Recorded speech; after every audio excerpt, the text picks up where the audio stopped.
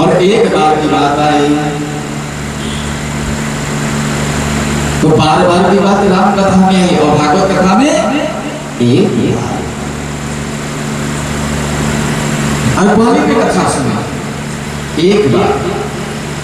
व्यास जी कहते हैं एक बार राधे श्याम तुम तो बहुत सागर से पार हो जाओगे, बहुत बड़ा है, और हमें जमुना जी पार किया।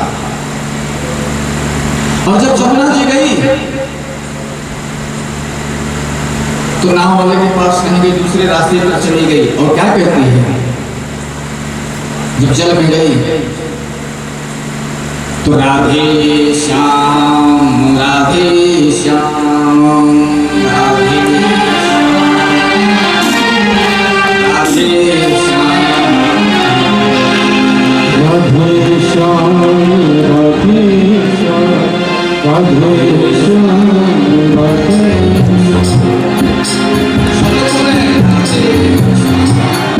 राधे श्याम राधे श्याम राधे श्याम राधे श्याम सीताराम सीताराम राधे तो बड़ी तपस्या की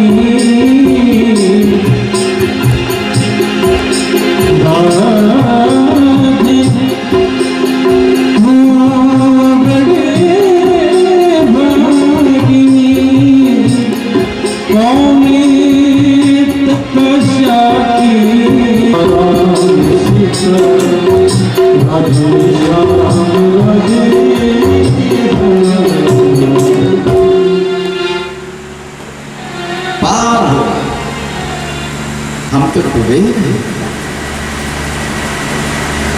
ऐसे ही वो रोज कर ली। फिर से बोले तो राधे श्याम सर पे मक्खन लेके आवे बेचे, और जब सोचे कि नाव वाले को पैसा के दो तो ऐसे ही चले। जब 2 महीना चल गई, इधर से उधर से पैसा नहीं लगा, तो सोचे कि वाह उन गुरु जी के चरणों में जाऊंगे जिस गुरु ने यह मंत्र दिया। राधे श्याम राधे श्याम गुरु जी बोलो राधे श्याम गुरु जी बोलो राधे श्याम गुरु जी बोलो राधे श्याम गुरु जी बोलो राधे श्याम गुरु जी बोलो राधे श्याम गुरु जी बोलो राधे श्याम गुरु जी बोलो राधे श्याम।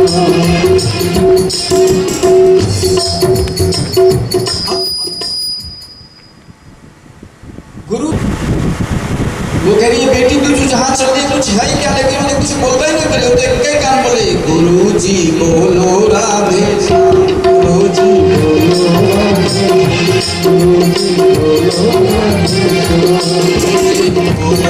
श्याम गुरु जी बोलो राधे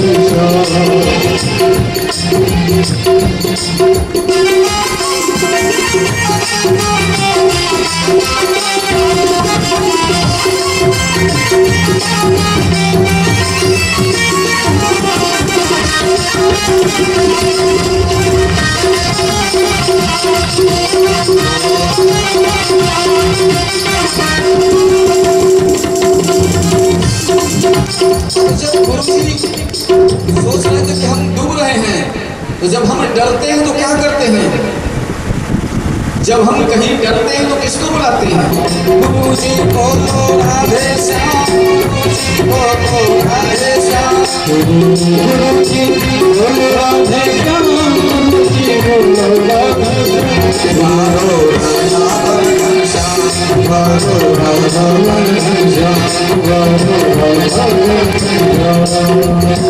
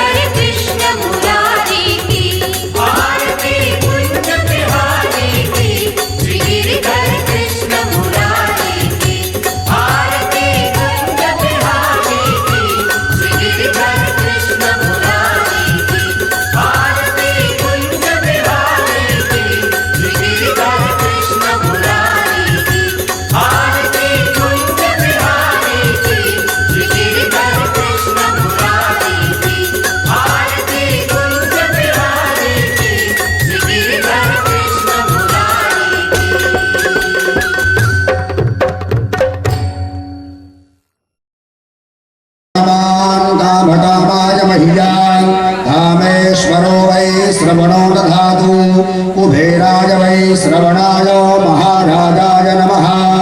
ॐ स्वस्ति साम्राज्यं भोज्यं स्वराज्यं वैराज्यं पारमेष्ठ्यं राज्यं महाराज्यमाधिपत्यमयं समन्तपर्यायै स्या एकराणिति तदप्ये सश्लोको भेदो मरुतः परिवेष्टारो मरुतस्यावसङ्गृहे आवीक्षितस्य कामपरेर्विश्वे देवाः सभास्तव इति ॐ विश्वतश्चक्षुरुत विश्वतो मुखो विश्वतो बाहुरुत विश्वतस्पात् सम्मानिज पुष्पाञ्जलिर्मया दत्तो ग्रहाण परमेश्वर भगवते श्रीपुराणपुरुषोत्तमाय नमः चरणकमलेषु मन्त्रपुष्पाञ्जलिं समर्पयामि प्रणमोमि नमस्करोमि धर्म की अधर्म का प्राणियों में विश्व का गौ माता की गो हत्या सत्य सनातन धर्म की श्रीमद्भागवत महापुराण की व्यास जी महाराज की आज के आनंद की श्रोता भक्ता की संत समाज की नमः पार्वती पदे हर हर महादेव जय जय श्री राधे श्याम अधिपत्यं न योगी सिद्धिर्गुणवं वा समजसं त्वां यक्षं काञ्चे अज्ञातपक्षाम् इवं मातरं खगाः सन्तत्यं यतावत्तरां चौद्धार्ताः प्रियं प्रवेशकृतं कृष्णां मनोरविगच्छां दीक्षते त्वाम् तन्मायाया तन्नाम्नां तन्मजगते तारकेभ्यं वासचिन्त्यसं नानाथं भैयातं बोलो बालकृष्ण भगवान की। यही नारायण कवच है कि हम नारायण कवच करके अपने शरीर को हम बांध देंगे। कवच का मतलब क्या होता है कि अगर बुलेट पहन लिए तो गोली नहीं लगेगी, तो अगर नारायण कवच हम कर लिए तो हमारे ऊपर कोई टोना टोटका नहीं लगेगा। इसलिए भगवान कहते हैं नारायण कवच करो, एकदम सुरक्षित रहोगे, कहीं भी जाओगे कुछ नहीं होगा। इसलिए भगवान कहते हैं कि हमारे इस जगत में सारे मनुष्य के पास किसी के पास एक पुत्र होते हैं, किसी के पास 4 पुत्र होते हैं और किसी के पास एक कौन नहीं। सुखी कौन? जिसके पास 4 पुत्र वो सुखी है, जिसके पास एक पुत्र वो सुखी है, जिसके पास एक नहीं वो सुखी है। कौन सुखी है? पता चला है कोई सुखी नहीं, सब 4 हैं, चारों कोई अमेरिका रहे, कोई लंदन रहे, कोई पेरिस रहे, चारों विदेश रहे, लड़की भी विदेश रहे। पिता की तबीयत खराब हो जाएगी, चारों पुत्र को फोन करो, पिताजी की बहुत तबीयत खराब है, बेटा चले आओ। तो बेटा क्या कहेगा? पिताजी छुट्टी नहीं मिल रही है। लेकिन बेटी को फोन करो तो जिसके घर में बिटिया है वही सुखी है। यही शास्त्र है। माता पिता की सेवा में आनंद होता है। माता पिता की सेवा किसने किया? पुंडरीकाक्ष ने किया। पुंडरीकाक्ष कौन है? हमारे पंडित जी हैं, पूजा कराते होंगे आपको सवेरे सवेरे, जल छिड़कते तो क्या कहते हैं? ओम पवित्रो पवित्रो वा सर्वासाम। यही कहते हैं।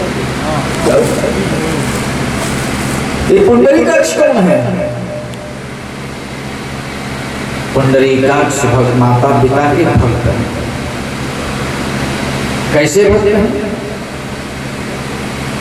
इनका घर कहाँ था? इनका घर पंढरपुर में था। पंढरपुर कहाँ है? महाराष्ट्र में। नाम सुने होंगे आप, कोई गया होगा तो गया भी होगा। पंढरपुर और वहीं पे पुंडरीकाक्ष का घर, माता पिता थे उनके, बुजुर्ग थे, उनको कोढ़ हो गया था, सेवा कर रहे थे। और जब कोई बच्चा अपने माता पिता की सेवा करता है तो ऊपर पता रहता है, ऊपर कुछ छिटता नहीं, हाथ लाइन से सब रोज जाता है समाचार।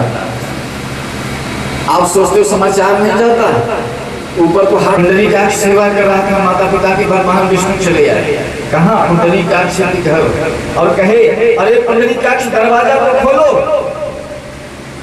भीतर से आवाज है, कौन है? बाहर से आवाज है, मैं विष्णु भगवान। पुंडरीकाक्ष खड़े खड़े, हम किसको खड़ा कर रहे हैं? कहेगा खड़े खड़े। और भगवान द्वारी पर ही खड़े थे। एक दिन पूरा बीत गया, दूसरा दिन बीता, भगवान फिर आवाज दिए, अरे पुंडरीकाक्ष दूसरा दिन हो गया, खोलो तो। पुंडरीकाक्ष करा खड़े रहो, माता की सेवा कर रहे हैं। ऐसे करते करते 7वां दिन बीता तो भगवान कहे, हम जा रहे हैं। पुंडरीकाक्ष कहा, जाओ। माँ कही, बेटा भगवान आए बाहर, जब जाके दरवाजा तो खोलो। माँ की आज्ञा हुई, बेटा बाहर गया, और बाहर गया, दरवाजा खुला, देखा विष्णु भगवान चतुर्भुज से। बोलो भगवान भगवान की दंडवत किया। दंडवत किया तो भगवान ने पूछा, हम चले जाते तब? भक्त ने कहा, आप चले जाते तो दोबारा आते, लेकिन मेरी माँ अगर चल जाती तो ना आती। आप मुझे मिले हो तो मेरी माँ के कारण मिले हो, ऐसे नहीं मिले हो। तो जो पुत्र अपनी माता पिता की सेवा करेगा तो भगवान आज उसके द्वार पे आएंगे। यह भागवत कथा कहती है। बोलो वृंदावन बिहारी लाल की।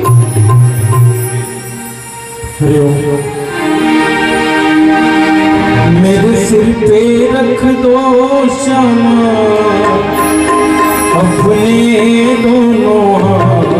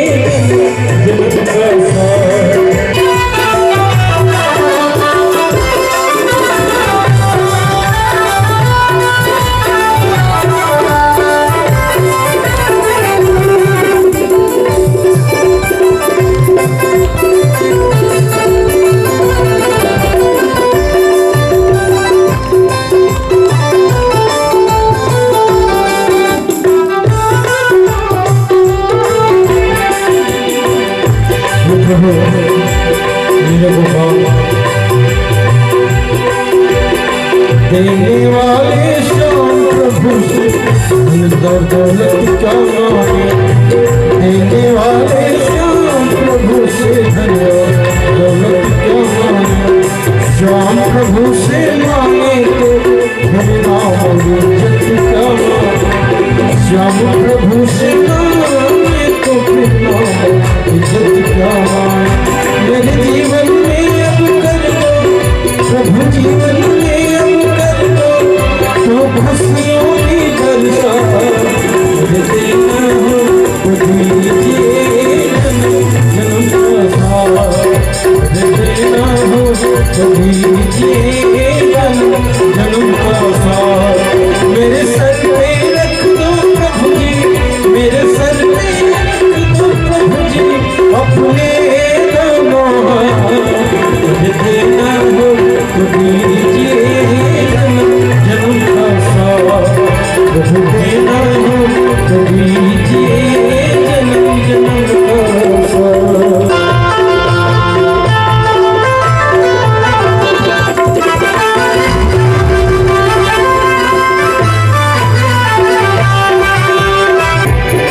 ये मेरे बाबू हरे लाल, मेरे गोविंद, मेरे राम झुलस रहे हैं उनके धूप कर कुछियाँ कर ले तो।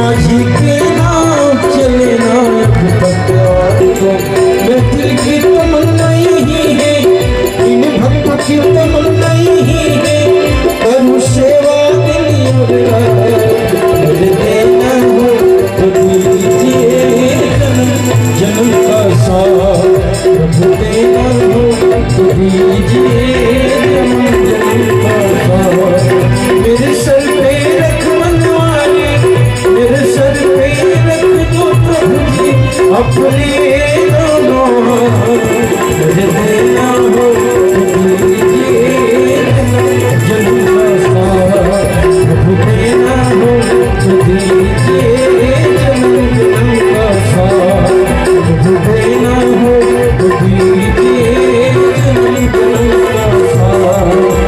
देना हो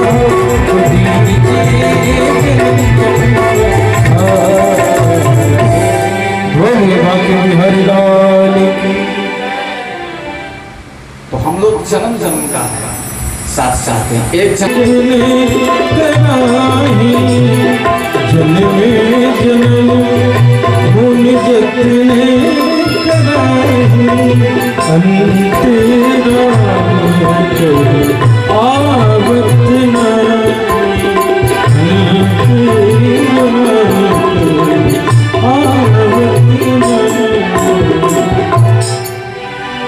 जन्म जन्म की बात करते हैं तो कथा भी कहते हैं हम लोग कई जन्म से आते हैं। एक जन्म में अनेक जन्म हुए हैं। और जब गीता का अध्ययन करेंगे तो पता चलेगा हम आए कहां से। मानुष का अध्ययन करेंगे तब पता चलेगा वास्तव में पिछले जन्म में क्या थे, आज क्या है। और हम भगवान से प्रार्थना करते हैं कि प्रभु इस जन्म में तो ब्राह्मण कुल में ले आए, अब इससे श्रेष्ठ कुछ नहीं है, अब तो अपने धाम ही ले चलना तो बढ़िया होगा। हम भी कई जन्म से आए हैं, लेकिन कई जन्मों की पुण्य हमारी हो तो कथा करें भगवान का नाम मेरे मुख पर आ रहा है, मेरे प्रभु की कृपा है। नहीं जिन वहां पर प्रभु जब वहां करने गया तो देवताओं ने मीटिंग बनाई, आज इसको ऐसे ही भेज देना है। तो देवताओं ने मीटिंग करके तोता को, बृहस्पति देवता को तोता बना दिया कि आप तोते के रूप में जाओ। कहाँ जाओ? जहाँ हिरण्यकश्यप तपस्या कर रहा है वहाँ चले जाओ। तो देवताओं में श्रेष्ठ गुरु बृहस्पति देवता तोता बने और तोता बन के कहाँ चले? मंदराचल पर्वत पर। ऐसे चलते हैं मंदराचल पर्वत पर हिरण्यकश्यप ब्रह्मणे नमः ब्रह्मणे नमः ब्रह्मणे नमः ये करके तपस्या कर रहे हैं। और वहीं पर जाके तोता जी क्या कर रहे हैं? श्रीमन नारायण नारायण हरे हरे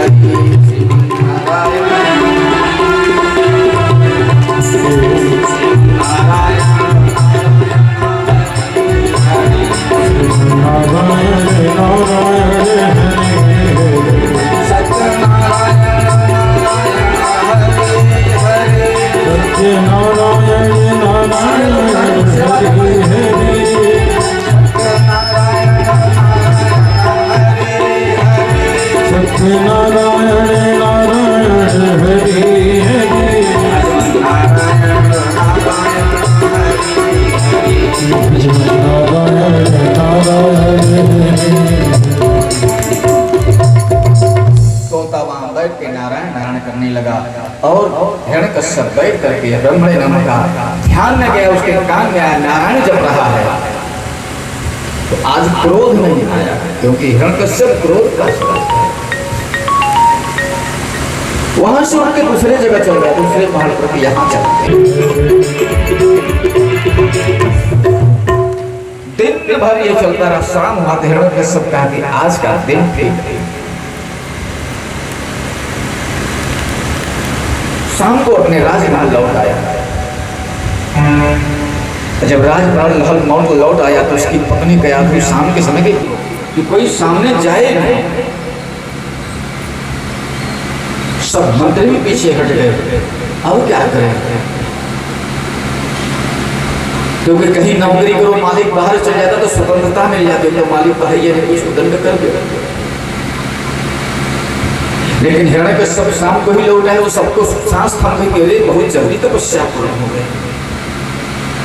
और अपने जब राजमहल में गया तो उसकी पत्नी विष्णु भक्त थी। ये कथा सिखाती है, आप लोग भी इस कथा को सीखिएगा। जाओ जहां तक मेरी आवाज जा रही है कि हिरण्यकश्यप भगवान विष्णु का शत्रु है और उसकी पत्नी भगवान नारायण की भक्त। एक ही घर में दो लोग कहते हैं कैसे रहे? मेरा पति तो ऐसा है, लेकिन कथा सिखाती है पति चाहे जैसा हो तुम तो भगवान को बसते हो। और जब हिरण्यकश्यप अपने महल में आया तो पत्नी ने सोचा कि मेरे पति तो बड़े क्रोधी, क्या करना चाहिए। तो रसोई में गई और सेवकों को हटा करके अपने पति के मन वाली पकौड़ी बनाई। और जितने क्रोधी पुरुष हैं पकौड़ी बड़े प्रेम से खाते हैं। ये आज भी सत्य है। पहली शाम को यानी पहली पकौड़ी कौन बनाया? कयाधु ने। किसके लिए? हिरण्यकश्यप के लिए। क्रोधी लोग को तीखा प्रिय है। पकौड़ी बना करके अपने ले आई, सुंदर थी, और ले आके हिरण्यकश्यप के पास रखी। और हिरण्यकश्यप से बोली कि स्वामी तपस्या कौन होते हैं क्या? आपसे तो इंद्रादी देवता भी डरते हैं। अब देखा पकौड़ी सामने रखा है तो मेरे मन वाली बात है, तो चीनी से और मीठा कौन सी वस्तु होती है? चीनी से मीठा कुछ होता है? तो मनुष्य की प्रशंसा होती है, उसकी प्रशंसा करोगे तो वाह क्या बात है मेरी है बड़े हारे। तो कयाधु ने प्रशंसा की, उसके कान में चीनी का घोल डाले। आज मैं तपस्या करने गया तो वहाँ एक तोता था जो नारायण नारायण बोलता था। बोलो वृंदावन बिहारी लाल की। जो हिरण्यकश्यप भगवान का दर्शन नहीं करना चाहता, नाम अपने जिह्वा से लेना नहीं चाहता था, आज अपने मुख से नारायण को 2 बार नाम लिया। आज कयाधु बड़ी प्रसन्न हुई, लेकिन अपनी प्रसन्नता दिखाना नहीं चाहते। किसको? हिरण्यकश्यप को। अगर हम हंस दिए तो गड़बड़ हो जाएगा। मन में हंसो, बाहर न हंसो। कयाधु ने फिर कहा स्वामी क्या वास्तव में पक्षी बोलता है? हिरण्यकश्यप ने फिर कहा देवी नारायण नारायण करता था, मैं कई जगह छोड़ छोड़ के गया, स्थान छोड़ा, जगह छोड़ा, अब जहां जहां जाए तोता उड़ के आ जाए, नारायण नारायण करता रहा। आज कयाधु अति प्रसन्न हुई और पति से वही नाश्ता करा के अपने रसोई में गई, सबको हटा दिया। आज मैं अपने पति के लिए अपना भोजन बनाऊंगी। पति की प्रसन्न। आज भी हमारी बहनें हैं, अब अपने पति का भोजन जानती है कौन बढ़िया खिलाता है, और मन से बना देगी 2 रोटी अवश्य पति ज्यादा खाता है। आज के तारीख में सुंदर थी, मन से भी सुंदर थी, शरीर से भी सुंदर थी। स्वादिष्ट भोजन बनाई, पति के सामने ले गई और जब भोजन कराई, भोजन कराते समय फिर शाम वाला प्रश्न, क्या स्वामी ऐसे ही पक्षी बोलता है? भोजन करते करते उन्होंने 108 बार नारायण नारायण का नाम लिया। बोलो वृंदावन बिहारी लाल की। और जब 108 बार लिया तो दोनों में समागम हुआ। दोनों में जब समागम हुआ तो समागम के बाद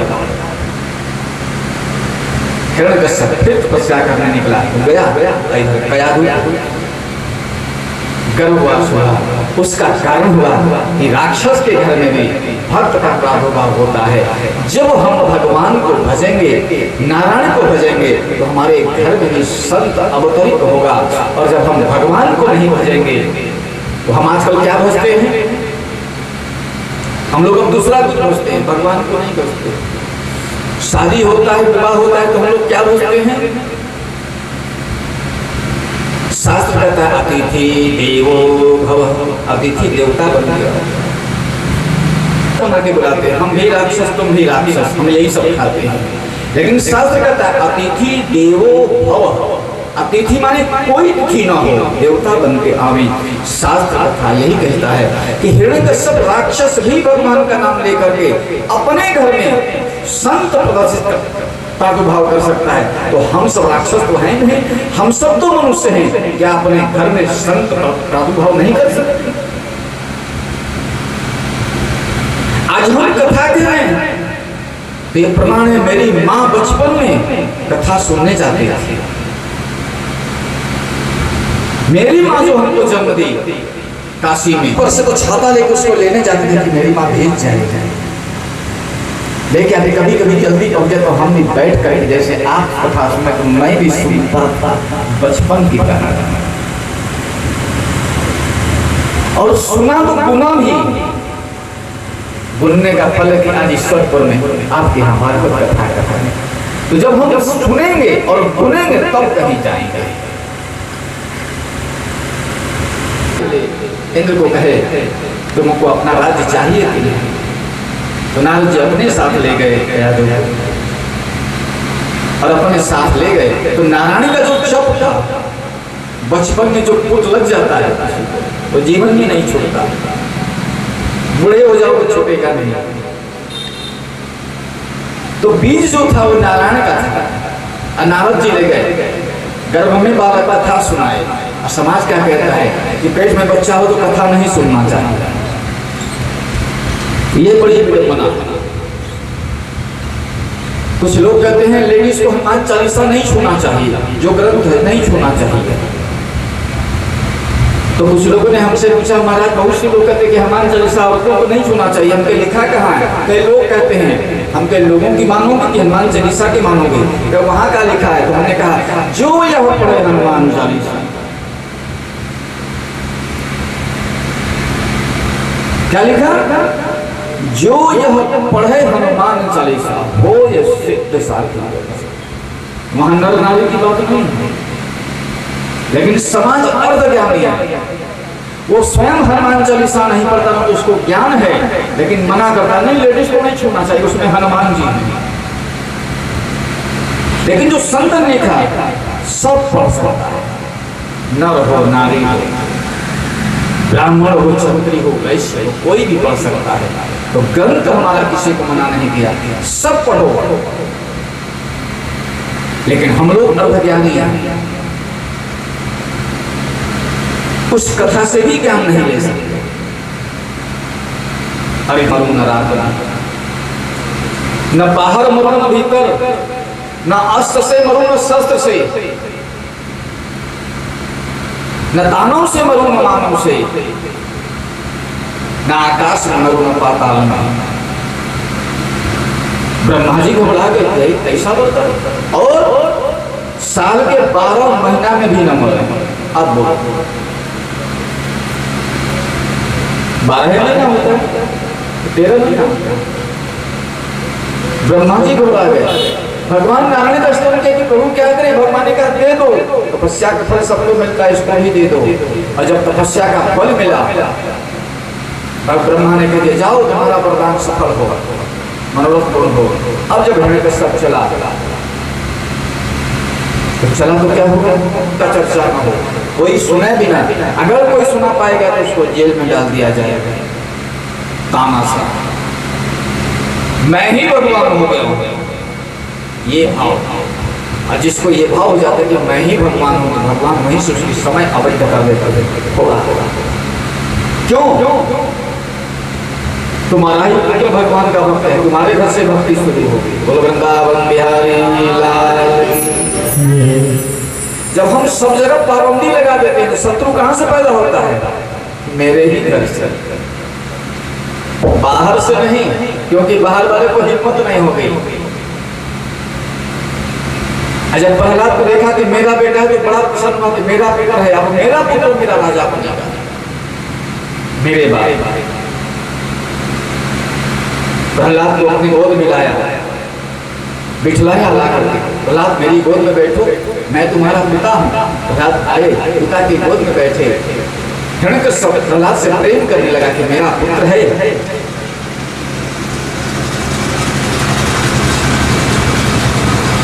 तो गुरु जी क्या भेज दिया कि जाओ, गुरु व्यक्ति चाहता है मेरा पुत्र डॉक्टर बने, मेरा पुत्र इंजीनियर बने, मेरा पुत्र वैज्ञानिक बने, हर व्यक्ति चाहता है।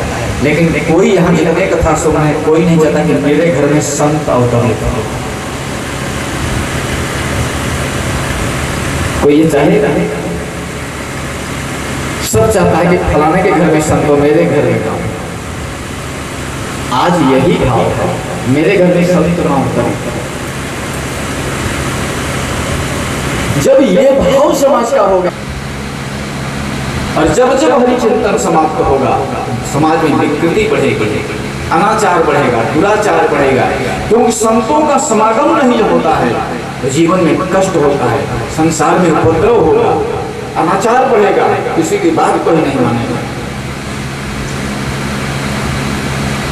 कुछ दिन बाद पुत्र आया पढ़ करके पिता की गोद में बैठा, गुरु जी भी आए, गुरु जी आए तो पूछे आज क्या पढ़े, क्या कुछ दिन में पढ़े, प्रहलाद बताओ।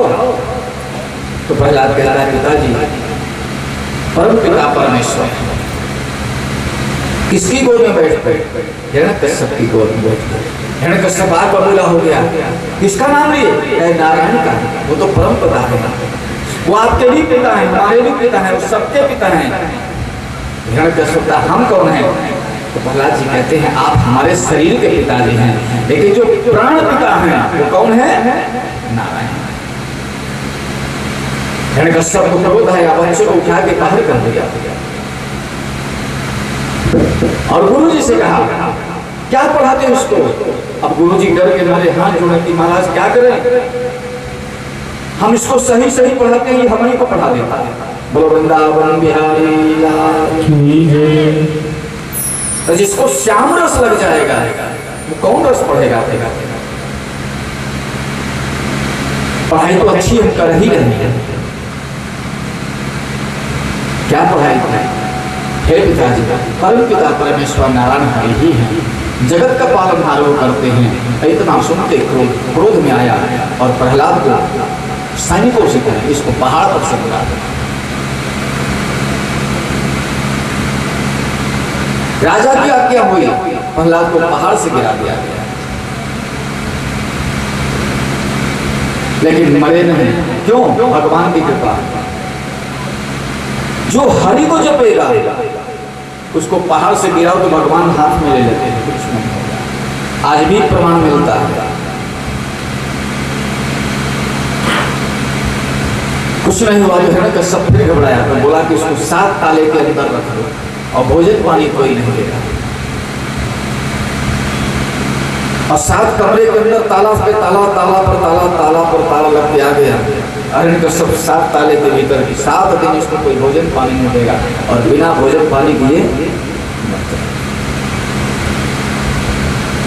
7वें दिन जब हिरण्यकश्यप ताला खुला कि चले देखें अब तो मर ही गया होगा।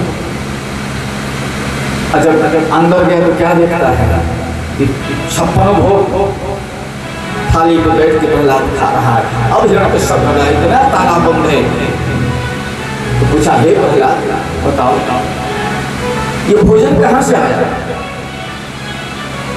तो प्रहलाद जी ने क्या उत्तर दिया? पिताजी, जिस माँ के गर्भ में हम इतने छोटे मकान में रहते रहे, जिस परमात्मा ने उस समय भोजन दिया वही परमात्मा, वही नारायण हरि यहाँ भी भोजन दे रहे हैं। बोलो वृंदावन बिहारी लाल। आसरा इस जहां सहारा सदा चाहिए, तेरा सहारा सदा चाहिए। आसरा इस जहां का मिले ना मिले, आसरा इस जहां का मिले ना मिले, मुझको तेरा सहारा सदा चाहिए। चांद तारे फलक पे दिखे ना दिखे, चांद तारे सदा चाहिए। आसरा इस जहां का मिले ना मिले।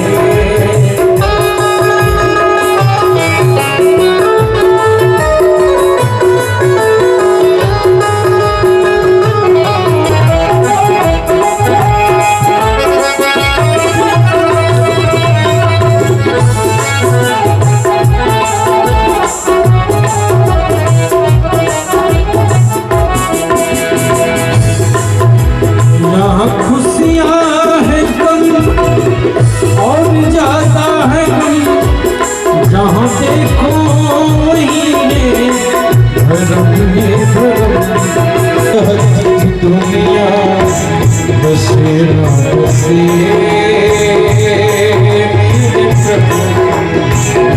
चाहत की दुनिया बसे न बसे मेरे दिल की बसेरा सदा चाहिए मेरे दिल में बसेरा सदा चाहिए आसरा इस जहां का मिले ना मिले मुझको तेरा सहारा सदा चाहिए मुझको तेरा सहारा सदा चाहिए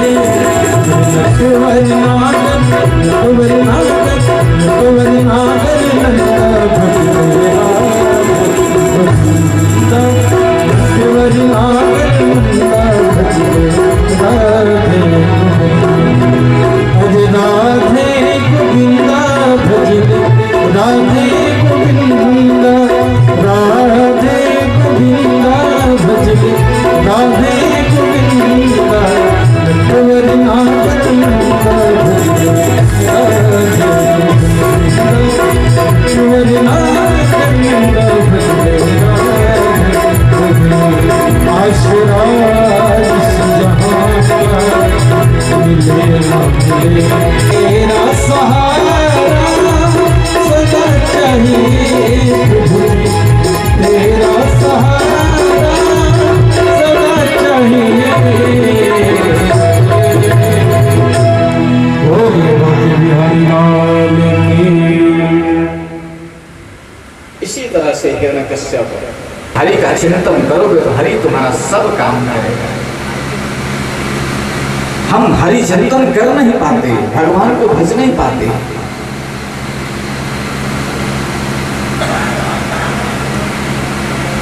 और आप कथा में रहेंगे तो सुनेंगे हिरण्यकश्यप वध कैसे हुआ। पूरे भगवान 14 अवतार हुए भगवान विष्णु के, इतने क्रोधित भगवान किसी, क्योंकि भगवान कहते हैं अगर मेरे भक्त को दंड दोगे, मेरे भक्त को दुख दोगे तो हम अति क्रोधित हो जाएंगे। हमको गाली दोगे तो हम सहत स्वीकार करेंगे, लेकिन मेरे भक्त को कुछ कहोगे तो मान के चलना तुम्हारे पर इतने क्रोधित हो जाएंगे कोई नहीं बचेगा। इसलिए भागवत कथा राम कथा दोनों कहती है कि राम से बढ़कर राम कर मेरा भक्त है। हर जगह से प्रहलाद बचता गया, भगवान बचाते गए। कभी कथा आपने सुना, जब हम नारायण नारायण कहते रहेंगे तो कवच बन जाएगा, तो तुम डालो ना मारो, कुछ नहीं होगा। वही नारायण आज कवच बना है राम नारायण के नाम से, नारायण नारायण जपा।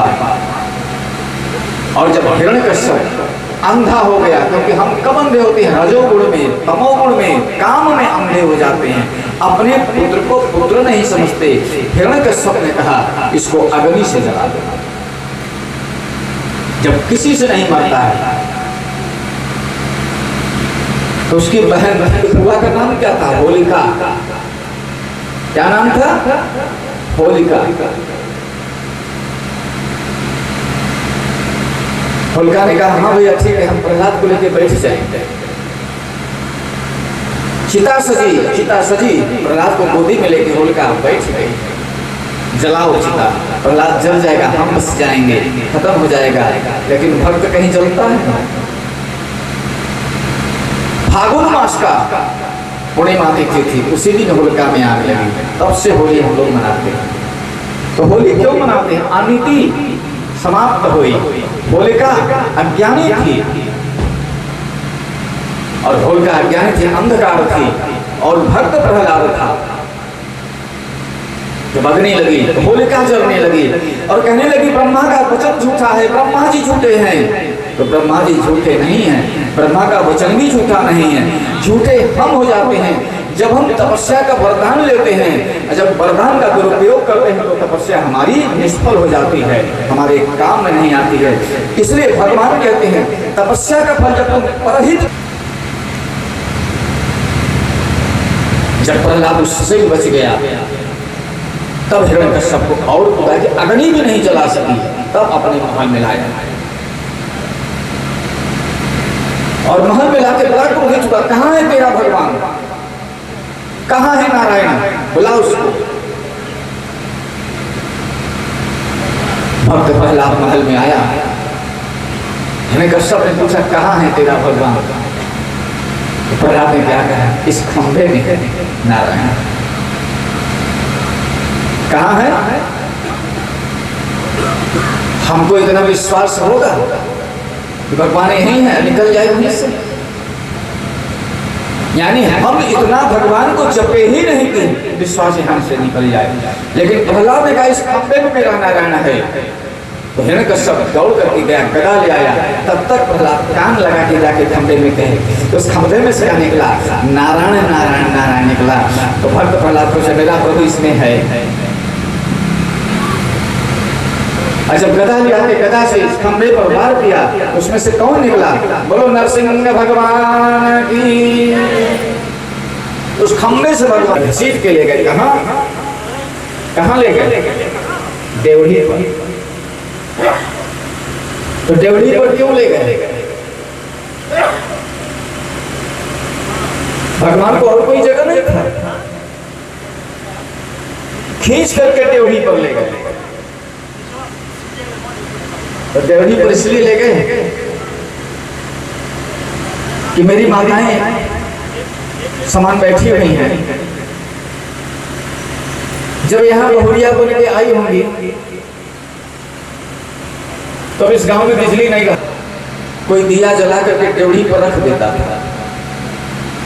ये गांव की परंपरा थी, आज परंपरा नहीं है। उस देवढ़ी पर रख देता था, दिया और लालटेन ऊपर टांग देता था। तो देवढ़ी पर क्यों रखता था, देवढ़ी पर इसलिए रखता था कि देवढ़ी पर रखेंगे तो भीतर भी बाहर रोशनी आएगी और बाहर भी जाएगी रोशनी, दोनों तरफ रोशनी आएगी। उसी तरह देवढ़ी हमारे शरीर में क्या है, कहाँ है, वहां रखने से एक दीपक बाहर भी रोशनी आएगी, भीतर भी जाएगी। लेकिन हमारे शरीर में देवढ़ी कहाँ है, क्या हमें पता है? तो देवढ़ी यही है, पूरे शरीर की देवढ़ी तो यही है। उसी रास्ते से घर में अनाज आता है, खटिया आता है, पलंग आता है, इसी रास्ते से सब जाता है, देवढ़ी यही है। तो गोस्वामी तुलसीदास जी कहते राम नाम रूप धरी देह देहरी द्वार, हमारे शरीर की देवढ़ी यही है। अगर इस पर हम हरि नाम का दीपक जला ले तो हमारे भीतर भी उजाला होगा और बाहर भी उजाला होगा। तो हिरण्यकश्यप लेकर के भगवान नरसिंह भगवान हिरण्यकश्यप को लेकर देवढ़ी पर गए, यहीं पे आओ, बेला में भगवान का भजन करना चाहिए, जाप करना चाहिए, आरती करना चाहिए, कभी भोजन नहीं करना चाहिए। लेकिन आज के लोग गोदोली बेला में खूब चकाचक, आजकल क्या आता है, पिज्जा, आजकल सब खत्म, यही खाएंगे, बड़ा अच्छा लगता है। और जब गोधूली बेला में हम कुछ खाते हैं तो शाम के समय भगवान शंकर अपनी माता पार्वती के साथ, पत्नी के साथ चले आते हैं। घर घर देखते हैं कौन क्या कर रहा है, और जो कर रहा होता है भगवान शंकर कहते हैं जो तुम यही करते रहो तुम्हारे घर में कभी शांति नहीं आएगी। और इधर गोधूली बेला में नरसिंह भगवान पकड़ के ले गए, अपने जंघा पर रखे और हिरण्यकश्यप से कहे बोलो हिरण्यकश्यप अपनी वरदान याद करो, ब्रह्मा ने कौन सा वरदान दिया। अब हिरण्यकश्यप कहता है कि हम न दिन में मरे न रात में। भगवान कहते हैं ये गोधूली बेला है, ये वरदान तुमने नहीं लिया और याद करो। याद किया कि हम किसी शस्त्र में मरे न अस्त्र से। भगवान ने कहा कोई शस्त्र नहीं लिया। देखो और याद करो, बोले कि हम न नर से मरे न बानर से। भगवान ने कहा हम न नर है न बानर है, आधा सिंह है आधा नर है। और याद करो, हिरण्यकश्यप ने याद किया कि साल के 12 महीना में न मरे। भगवान ने कहा 13वां महीना है। बोलो वृंदावन बिहारी लाल। कैवा महीना है, किसको कहते हैं 13वां महीना है? अधिक मास को। उसी समय से 1 महीना बढ़ गया। भगवान विष्णु ने बढ़ा दिया, ये अधिक महीना रहेगा, 1 महीना और बढ़ दिया। यानी हिरण्यकश्यप के ब्रह्मा का दिए हुए वरदान को जब हिरण्यकश्यप कहा कि कोई वरदान अब रहा नहीं तो मैं अब चले जा, भगवान इतने क्रोधित हुए कि नख से उसका सीना फाड़ दिया और फाड़ के खून पी गए। बहुत क्रोधित भगवान कि मेरे भक्त को इतना दंड दिए, उतने क्रोधित से तुम्हारा वध करेंगे। अब वध करके भगवान ने खून पी गए, हिरण्यकश्यप समाप्त हो गया। इतना बलि था। नारायण के आगे, भगवान के आगे किसी का शांत हुए तो लक्ष्मी जी ने भगवान से कहा कि प्रभु इतने क्रोधित आप कहीं नहीं रहे, कभी भी नहीं, इतने क्रोधित क्यों हो गए? भगवान ने कहा मेरे भक्त से कोई दंड देगा तो हमसे बहुत दंड देंगे। इसलिए भागवती कहती है कौमार आचरेत प्राज्ञो धर्मं भागवता, इसके सहारे तो परमात्मा की प्राप्ति होती है। प्रहलाद जी ने परमात्मा को पा लिया, भगवान को पा लिया, हरि को पा लिया, हम सब पाएंगे। तो विश्वास करो 7 दिन में भगवान का दर्शन जरूर होगा, इस विश्वास से कथा। इसलिए प्रहलाद जी कहते हैं कि हे प्रभु मेरे पिताजी को मुक्ति कर देना, हे प्रभु मेरे पिताजी को कष्ट मत देना। अगर हम तपस्या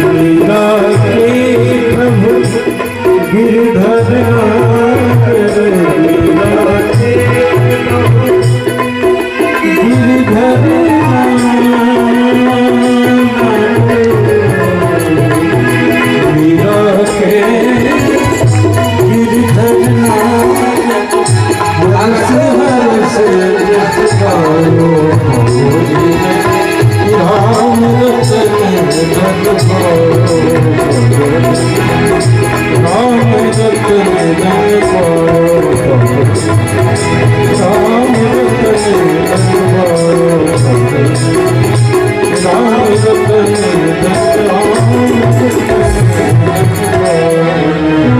बोलो वृंदावन बिहारी लाल की।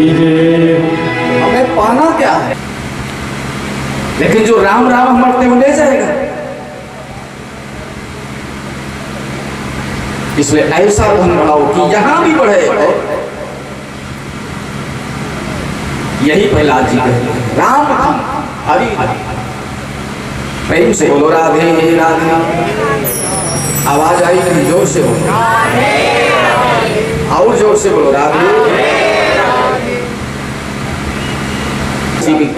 रोज व्रत करते हैं हर महीने।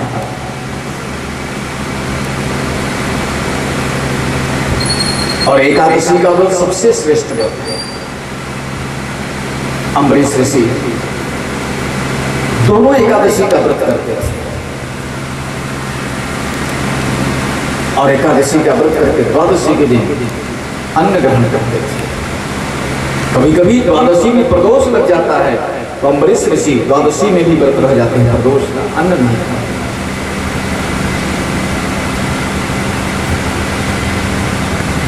अम्बरीश ऋषि 1 साल तक व्रत किए और उद्यापन